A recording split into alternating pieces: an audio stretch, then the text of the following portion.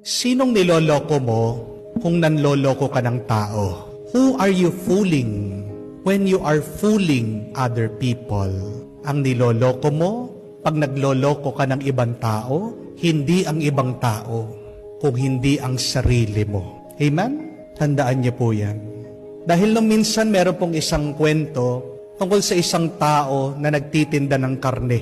Isasara sana niya ang kanyang tindahan dahil gabi na, bigla-bigla meron pong isang babae na humabol. Bumibili po siya ng manok. Tinignan po nung nagtitinda kung meron pa siya doon sa kanyang ice chest. Isa na lang po yung manok na natira. Kinuha po ito nung nagtitinda, tinimbang. Lumabas po 1.5 kilos. Sabi po nung bumibili, wala na po ba kayong mas mabigat, mas malaking manok?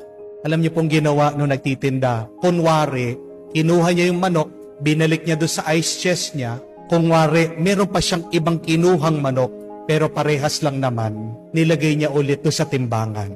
Pero para magmukha po itong mabigat, patago, pinabigat niya yung timbangan sa kanyang kamay. Pinush po niya yung timbangan. Lumitaw, 2 kilograms na. Ayan po, sabi po na nagtitinda, mas mabigat na po. Ay salamat, sabi po ng babae. Sige, kukunin ko yung 2 manok, sabi niya. Isa lang yung manok. Niloko niya yung babae. Anong sasabihin niya doon sa babae? Sinong niloko niya? Yung babae? Yung sarili niya. Dahil sa panloloko niya, ano yung nawala sa kanya? Hindi lang customer, pero may mas mahalagang mawawala sa kanya. Ano po? Yung kanyang reputasyon, yung kanyang integridad, yung kanyang mabuting pagkatao. Kaya nga po merong kasabihan that when you lose money, you lose nothing. When you lose your health, you lose something. But when you lose your character, you lose everything. Bakit walang nawawala sa atin pag nawalan ka ng pera? Kasi ang pera, pwede mong kitain yan. Ang pera pa nga, pwede mong hingin yan sa mga tao. Magpalimos ka, kapalan mo yung mukha mo. Makakakuha ka ng pera. Di po ba? Pera lang yan. Pag nawala, maibabalik sa'yo, you lose nothing. Amen? Pag nagkasakit ka, may mawawala sa iyo. Oras, panahon, yung iyong lakas. You lose something when you get sick. When you lose your health. Pero ang mabuting balita, magpahinga ka lang, uminom ka lang ng gamot, sumunod ka sa doktor, makikita mo ulit, babalik ang iyong mabuting kalusugan. Amen?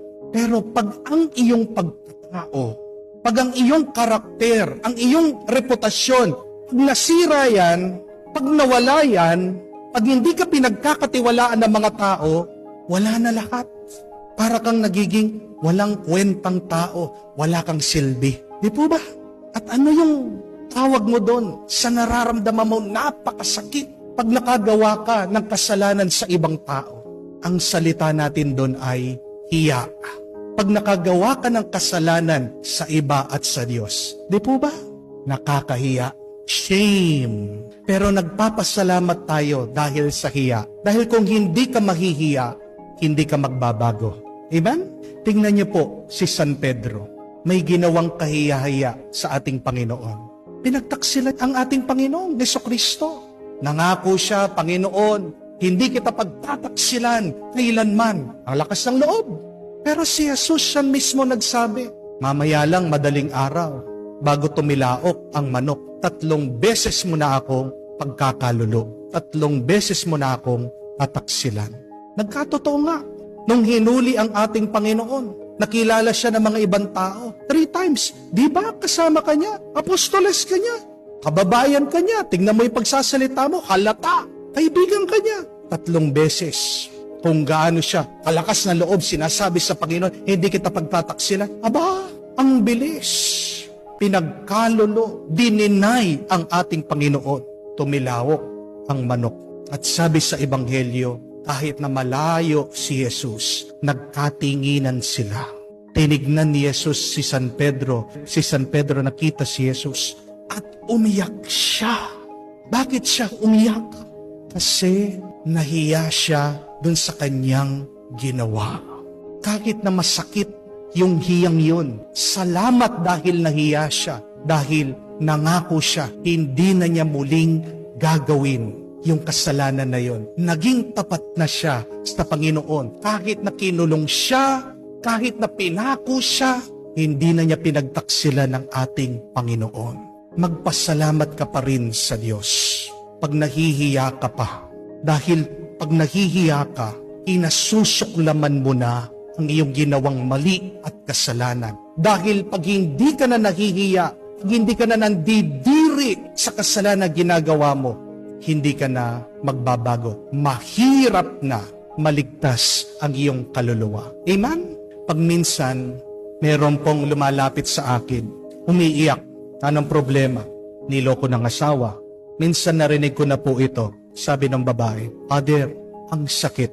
Hindi ko alam. Sa likod ko, meron palang ginagawa yung asawa ko. Hindi ko alam.